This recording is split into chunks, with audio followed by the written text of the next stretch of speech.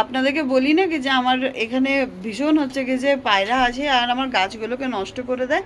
Actually ওদের মানে ফন্দি ছিল কি যে এখানে বাসা বাঁধবে, কিন্তু সেই বাসা বাঁধতে আমি দেবো না। এর আগে আমি 2-3 বার দিয়েছিলাম বাসা বাঁধতে, এত নোংরা করে 4-5 মাস ধরে। ওই পায়রার বাচ্চাগুলো যদি বড় না হয়, ওরা উঠতে না পারলে ওরা হচ্ছে যায় না।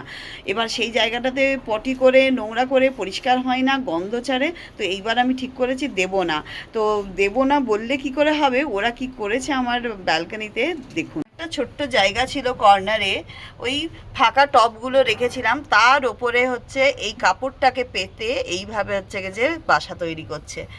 এই দেখুন, এই যে দুটি চলে গেল, এই দেখুন ডালপালা খুঁজছে, খুঁজে আর তারপরে নিয়ে আসবে আমার এখানে। একজন আবার বাইরে পাহারা দেয়, একজন বাসা বানায়, জানে এরা হচ্ছে পাহারাদার, পাহারা দিচ্ছে। আর আরেকজন গিয়েছে শুকনো কাঠি পাতা তুলতে বাসা বানাবে বলে।